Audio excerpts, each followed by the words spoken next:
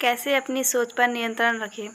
अगर आप अच्छी तरह सोचने के बाद ही बोलते हैं तो यह समझदारी की बात है, लेकिन अगर आप इतना ज़्यादा सोचते हैं कि आप काम करने में पीछे रह जाते हैं या आपको असहनीय बेचैनी हो जाती है, तो ये आपके लिए बहुत बड़ी समस्या है। क्या आप बहुत सोचने की समस्या पर काबू पाना चाहते हैं? तो ये वीडियो बिना स्किप किए पूरी देखिए। दोस्तों, विधि नंबर 1, अपने विचारों को ढीला छोड़ दें। मतलब यह स्वीकार कर लें कि आप बहुत ही ज़्यादा सोचते हैं।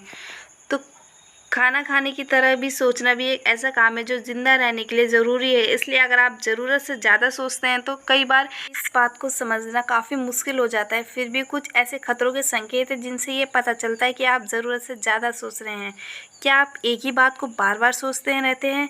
क्या इस बात के बारे में सोचते रहने से के कारण आपकी प्रगति नहीं हो पा रही है? अगर ऐसा है तो यह संकेत है कि अब आपको इस बात के बारे में सोचना बंद कर देना चाहिए ताकि आप आराम से रह सकें।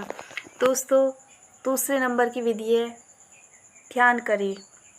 सोचना कैसे बंद करें? अगर आपको ये समझ में ना आए तो आपको विचारों को ढीला छोड़ देने और उनमें ध्यान हटाने की कला सीखने की ज़रूरत है, ताकि सोचना आपके लिए ऐसा काम बन जाए जिस पर आपका कंट्रोल हो।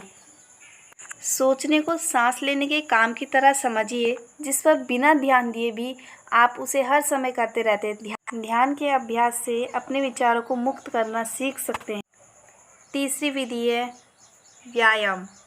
तरीके से दौड़ने या केवल टहलने से भी आपको परेशान कर देने वाले विचारों से ध्यान हटाने और अपने शरीर पर ध्यान देने में काफ़ी मदद मिलती है। अगर आप किसी खेलकूद या शारीरिक परिश्रम वाले काम में आप समय लगाएं तो आपका ध्यान अपने शरीर पर ही इतना केंद्रित हो जाएगा कि आपके पास बेकार की बात सोचने का समय ही नहीं बचेगा।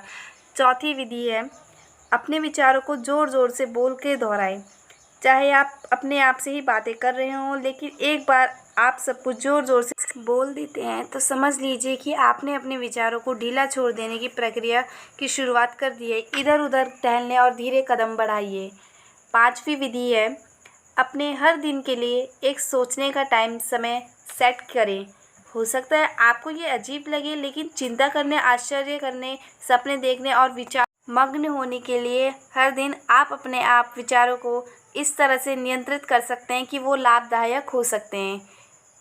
छठवीं विधि है एक डू टू लिस्ट बनाएं।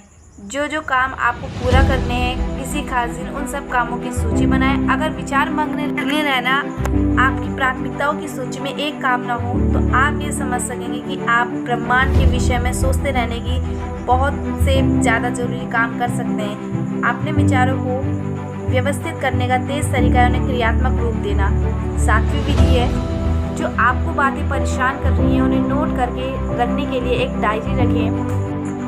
जो ज़्यादा से ज़्यादा समय तक आपके दिमाग में बने रहते हैं उन पर ध्यान देने के बजाय आप दिन भर उन सभी बातों को लिखें जो आपके दिमाग में आती रहती है। एक सप्ताह के अंत में आपने पूरे हफ्ते जो भी लिखा है उसे पढ़े और उन बातों को का एक नोट बनाए जो आपको सबसे ज़्यादा परेशान कर रही हो, क्योंकि उनका हल निकालना आपके लिए सबसे ज़्यादा ज़रूरी है।